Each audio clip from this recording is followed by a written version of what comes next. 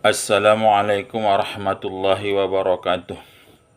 Alhamdulillahi rabbil alamin. Wal aqibatu lil muttaqin wala udwana illa 'alal zalimin.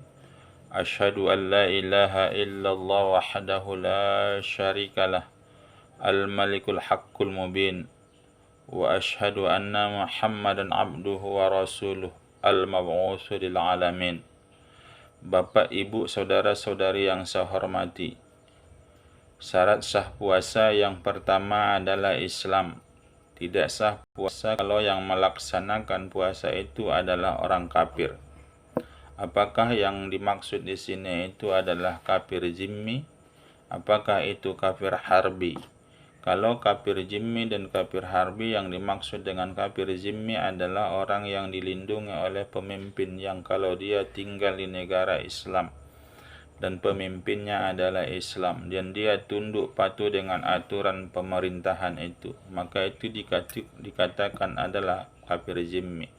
Adapun kafir harbi adalah kafir yang memerangi umat Islam. Maka kafir yang dua macam ini kalau seandainya mereka melaksanakan puasa, tidak sah puasanya. Dan yang kedua adalah yang dimaksud dengan tidak Islam adalah orang yang murtad.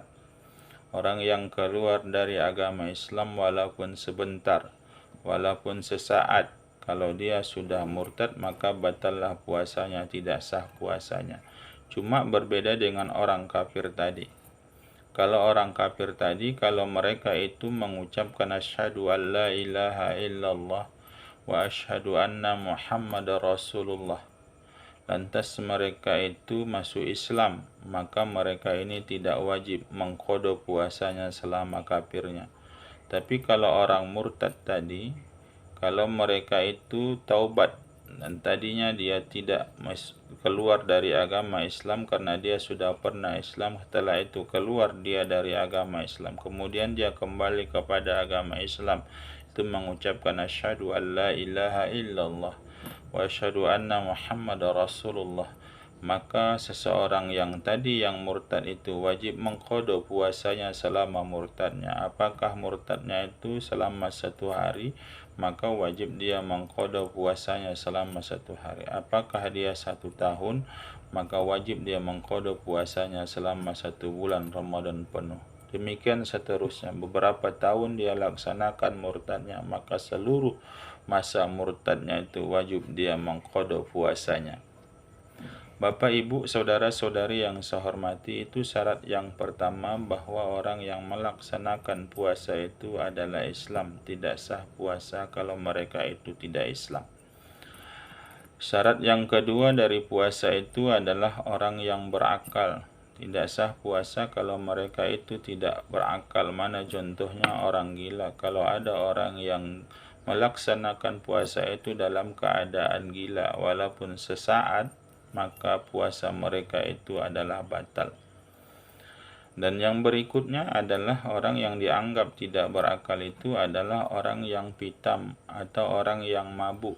Tapi kalau yang pitam dan yang mabuk, kalau pitamnya sesaat dan mabuknya sesaat, itu tidak membatalkan puasa. Tapi yang mabuk dan pitam yang berkepanjangan yang membatalkan puasa, umpamanya mulai dari imsak sampai maghrib, maka mereka itu adalah pitam atau mereka itu adalah mabuk. Maka orang yang mabuk berkepanjangan ini atau orang yang pitam berkepanjangan ini tidak sah puasa mereka karena mereka itu tidak diberatkan khitab. Bagi orang yang pitam, orang yang mabuk itu tidak diberatkan khitab. Apa yang dimaksud tidak diberatkan khitab itu? Tidak diberatkan hukum. Mereka itu tidak dihukum karena melanggar suatu perbuatan yang diperintahkan oleh agama. Kenapa? Karena mereka itu pitam atau karena mereka itu mabuk. Adapun orang yang melaksanakan puasa, yaitu berkepanjangan, yaitu tidurnya mulai dari waktu imsak sampai maghrib, dia puasa sepanjang hari. Dia tidur sepanjang hari dalam keadaan puasa, itu maksud saya. Dia tidur sepanjang hari dalam keadaan puasa. Apakah sah puasanya? Maka orang yang tidur sepanjang hari mulai dari waktu imsak sampai maghrib itu sah puasanya. Kenapa?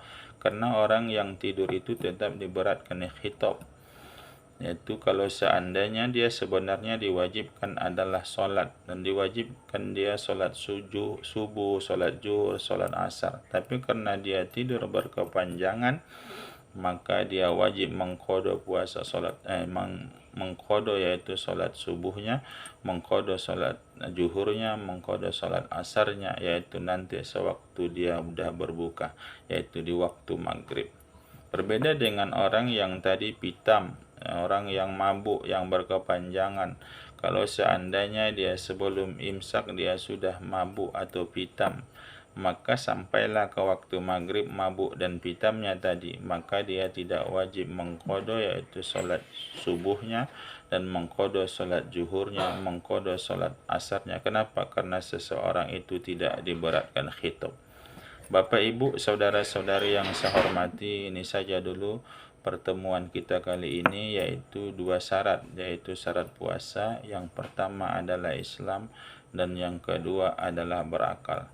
Terima kasih atas segala perhatian, mohon maaf atas segala kekurangan. Wabillahi taufiq wal hidayah. Assalamualaikum warahmatullahi wabarakatuh.